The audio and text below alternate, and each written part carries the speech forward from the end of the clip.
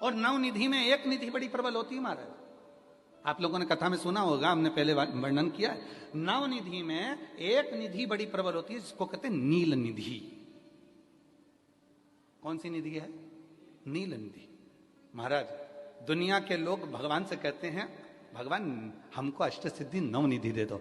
हम कहते हैं कि नवनिधि की जगह अगर आपने केवल नील निधि का मतलब होता है विश्वनाथ जी को, शंकर जी को, भोलेनाथ जी को, शंभुनाथ जी को अगर श्रावण के महीने में सोमवार पड़ जाए, श्रावण के महीने का सोमवार पड़े और श्रावण के महीने के सोमवार के दिन, श्रावण के महीने के सोमवार के दिन अगर नाग पंचमी पड़ जाती है और भगवान शंकर को एक कमल आता है श्वेत, एक कमल आता है नीला गुलाबी सा, हल्का सा नील वर्ण का, एक कमल हल्का सा नीला जैसा गुलाबी सा दिखता है। वो कमल यदि शिव जी को मात्र एक समर्पित कर दिया जाए, सावन के महीने के सोमवार को पड़ने वाली नाग पंचमी के दिन अगर वो नील निधि के नाम से, हे भोले बाबा आपके जीवन की सारी जितनी निधियां हैं वो नील निधि में समाहित है, और उस नील निधि के भाव से मैं ये कमल दल आपको दे रहा हूं और बाबा को समर्पित कर कर वो कमल दल भगवान शंकर के मंदिर से लेकर आ जाओ,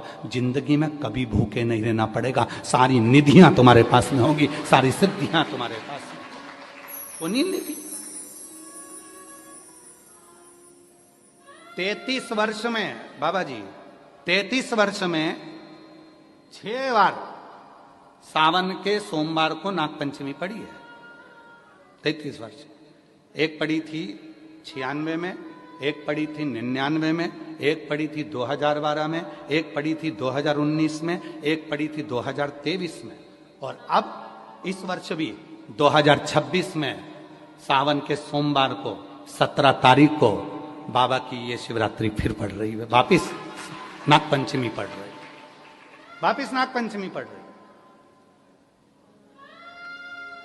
सावन के सोमवार पर पड़ने वाली नाग पंचमी को निधि पंचमी कहा जाता है, नील निधि पंचमी। भले वो नाग पंचमी है पर वो इतनी निधि दे देती है। क्यों कहते हैं महाराज? आपने देखा होगा चंद्र ग्रहण सूर्य ग्रहण होते हैं तो लोग शंकर जी के मंदिर में बैठकर तप करते थे, अघोरी तप करते थे, साधना तप करते थे। अब ये संसार का मनुष्य कोई अघोरी तो है नहीं, संसार का मनुष्य अघोर व्रत तो धारण करता नहीं है, संसार का मनुष्य तो बेचारा घर में डूबा रहता है, परिवार में डूबा रहता है, काम में डूबा रहता है। तो इसको निधि कैसे प्राप्त हो, इसको वो हीरा कैसे मिल जाए, इसको वो फल कैसे मिल जाए? तो उसके लिए स्वयं देवाधिदेव महादेव की कथा कहती है, स्कंद पुराण वर्णन करती है, शिव पुराण वर्णन करती है। सावन के महीने में जब सोमवार पड़े, सोमवार के दिन नाग पंचमी पड़े, नाग पंचमी के दिन जो नील पुष्प भगवान शिव को कमल का समर्पित कर देता है और उसी कमल के पुष्प को नील निधि के रूप में लेकर आ जाता है, उसके पास में कभी जिंदगी में ना अष्ट सिद्धि की कमी होती है, ना नव निधि की कमी होती है। उसका वैभव बढ़ता।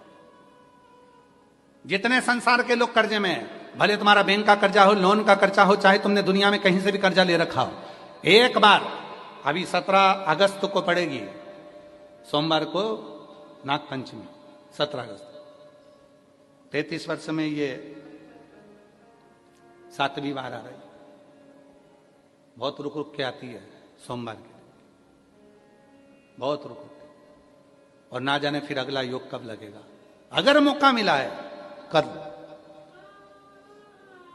और हमने यहां तक कहा यदि कमल का पुष्प ना मिले तो एक महाराज जी, एक पुष्प होता है वो नीले कलर का शंख जैसा होता है जो शिव जी को बड़ा प्रिय है। क्या बोलते हैं उसको? शंख पुष्पी, क्या नीलकंठ।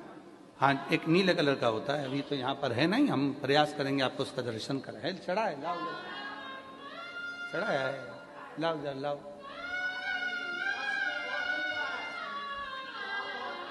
अच्छा, यहाँ मिलता है? अच्छा, हाँ, ये देखो, अगर मान लो तुम्हें नील कमल ना मिले, नील कमल प्राप्त ना हो, कहीं सरोवर तालाब में अभी बहुत बारिश हो रही है, कहीं जाना नहीं, नील कमल नहीं मिल रहा है, तो ये नीला पुष्प अगर आपको मिल जाए, एक बार नील निधि के नाम से शिव को समर्पित करना और बाबा को समर्पित कर कर उसी को वापिस लेकर आना। बाबा, मेरे घर में अष्ट सिद्धि नवनिधि निवास करे, कृपा करना। 1 साल के अंदर आप सब पत्र में लिखकर भेजोगे कि आपको किसी के दरवाजे पर हाथ फेराने की जरूरत नहीं पड़ेगी, भगवान जो वैभव देगा वो देखते बनेगा। नील निधि,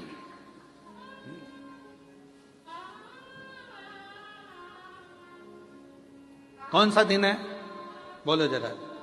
सावन के, जम के बोलो जरा, जम के बोलो। सावन के सोमवार पर यदि नाग पंचमी पड़े, फिर हमें ना तो तप करना है, ना साधना करना है, ना कोई उपवास, ना कोई।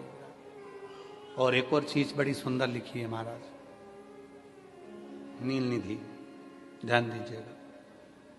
यदि डॉक्टर ने कह दिया तुम्हारे शरीर में कोई गठान है, बहुत बड़ा कोई रोग हो गया है, ये छूट नहीं रहा है, बहुत तकलीफ में पड़े हुए हो और मिट नहीं रहा, तब शिव जी के शिवलिंग पर एक दुर्वा, दुर्वा का मुख हो जलाधारी की ओर जहां से पानी बहता, बेलपत्री, बेलपत्री का डंडी का मुख हो जहां से जल बहता जलाधारी की ओर, और 2 छोटी छोटी कटोरियों में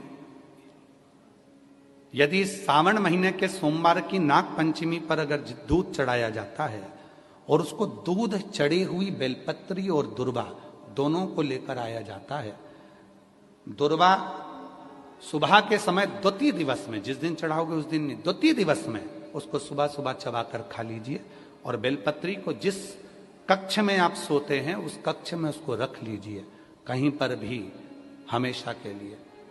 जो शरीर का रोग है वो धीरे धीरे मिटेगा ही, और 4 से 6 महीने के अंदर बड़े से बड़ा रोग सारी रिपोर्टें नील आकर सामने खड़ी है। ये कोई साधारण नहीं है। सावन महीने का सोमवार उस दिन पड़ने वाली नाग पंचमी, आप सबको तो साधुता है, अब की बार 17 अगस्त को पड़ रही है, और बाबा की कृपा से आपको ये कथा श्रवण करने को मिल गई नील निधि की। रोग, अब लोग कहते हैं गुरुजी आपने बताया कि सावन महीने के सोमवार की पंचमी के दिन दुर्वा का मुख इधर रखना, कहा? जहां जलाधारी है, पानी जहां बहकर जाता है शिव जी को चढ़ाया हुआ।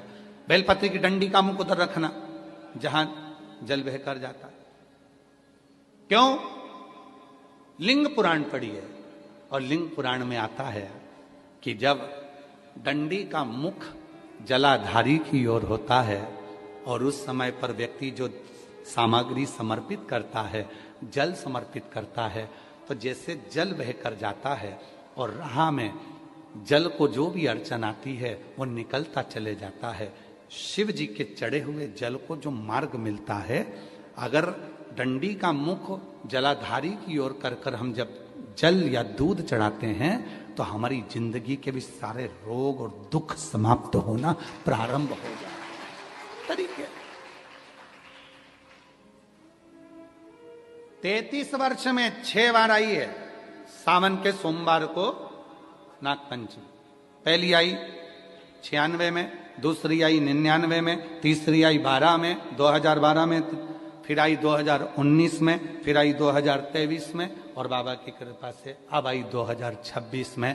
17 अगस्त को पड़ेगी सावन के महीने में जो सोमवार है, उस दिन नाग पंचमी। उस दिन नील निधि का प्रयोग करिए। आप कितने भी, हम तो यहां तक कहेंगे जितने ठेले चलाने वाले, जितने भी हैं जो कहीं ना कहीं किसी ना किसी रूप में कर्ज में डूबे, परेशान है, दुकान नहीं चल रही, व्यापार नहीं चल रहा, परेशानी हो गई, कोई ने जमीन पर कब्जा कर लिया, कोई ने कुछ कर लिया, कोई ने कुछ कर लिया, जितने हैं सब करो, और एक नील पुष्प, नील कमल के भाव से, नीला कमल मिल जाए तो ठीक है, नहीं मिले तो नील पुष्प जो अभी दर्शन कराया बाबा जी बोले काशी में तो ये बहुत ज्यादा मात्रा में मिलता है, और लोग शिव जी को समर्पित कर उस नील पुष्प समर्पित।